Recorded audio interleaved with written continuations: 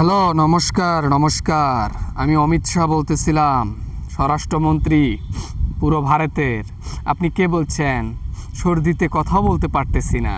কে বলছেন ভাই আপনি? হ্যালো, রাহুল গান্ধী বলতেছি। অমিত শাহ, রাহুল গান্ধী। তোর পদবি খেয়ে দেব। তোরা আমার সাথে যে যা করেছিস, আমার প্যান্ট ছিঁড়ে দিয়েছিস, গায়ে হাত তুলেছিস, সব কিছুর একদিন হিসাব আমি নেব। এই হিসাব বাকি থাকলো। আরে রাহুল গান্ধী তুমি, তুমি কি আবার কেমনে হিসাব বরাবর করবা বলো দেখি? তুমি কি আর ওই সরকার হইতে পারবা কখনো? তুমি তো জীবনেও তুমি সরকার পদবিতে আসতে পারবা না, তাহলে হিসাব বরাবর করবা কেমনে? একদিন না একদিন পাশা উল্টে যাবে, আর সেদিন তোদেরকে আমি ধরে ফেলবো। তোরা পালাতে পারবি না বেটা। স্টুডেন্টদের সাথে যা করলি, স্টুডেন্টরা বুক পেতে দিয়েছে আর তোরা ইচ্ছা মতো পেদালি। এই জিনিসটা খারাপ লেগেছে।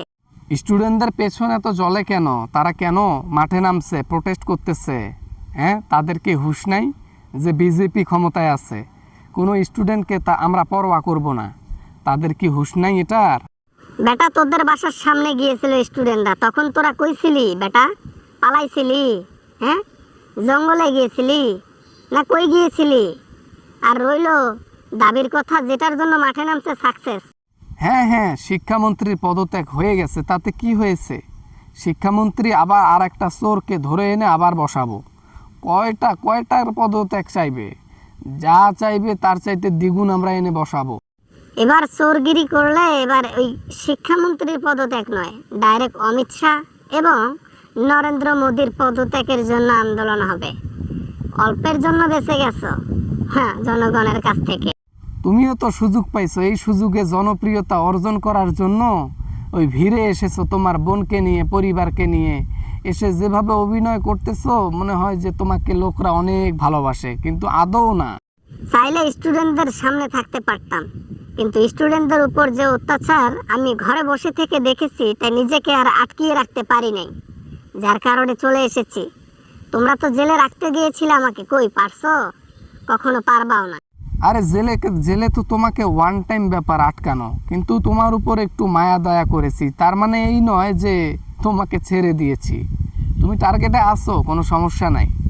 আর একদিন ধরলে ডাইরেক্ট। রাহুল গান্ধী, এটা রাহুল গান্ধী, এটা অমিত শাহ বা নরেন্দ্র মোদী নয়। তোমার আব্বা নরেন্দ্র মোদী আমার সামনে কথা বলতে ভয় পড়ে, আর তুমি তার চেলাকেলা হয়ে আমাকে এইভাবে বলো? সামনাসামনি একদিন আসিও।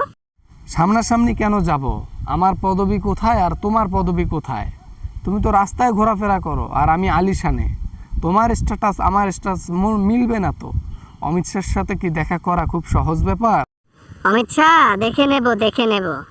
যে কাজ তোমরা করেছো, একদিন না একদিন তোমরা ক্ষমতা ছাড়া হয়ে যাবা। আর কোনোভাবে ভগবান না করুক যদি ক্ষমতা পাই না, সব কয়টাকে দেখে নেব। বললে হলো দেখে নেবে। কি দেখে নিবা? হ্যাঁ, দেখার মতো কি আছে? কিছুই করতে পারবা না রাহুল গান্ধী। তুমি ওই শুধু রাস্তাঘাটেই রাজনীতি করতে পারবা, মেন জায়গায় আসতে পারবা না। যখন সময় হবে তখন জনগণই তোমাদেরকে নামাবে, আর যোগ্য ব্যক্তিকে ওখানে উপরে উঠায় দেবে। সেদিন হবে আসল খেলা। দেখি সেদিন কোথায় যায় অমিত শাহ, নরেন্দ্র মোদী এবং শুভেন্দু অধিকারী। না মানে আর কি, ফোনটা রেখে দিলাম। অনেক প্যাচ করেছি। তুমি দেখি কঠিন কঠিন কথা বললা আজকে আমাকে, আমার মাথা খারাপ হয়ে গেছে। এখন এই ফোনটা রাখি দিলাম, বাই। এটা ফোন রাখ। স্টুডেন্টরা আজকে যা করে দেখাইলো না, এটা ইতিহাস হয়ে থাকবে। এর পরের বার মাঠে নামলে তোদের পদবি থাকবে না। পদবি নিয়ে ডাইরেক্ট ওই ইউক্রেনে গিয়ে থাকতে হবে।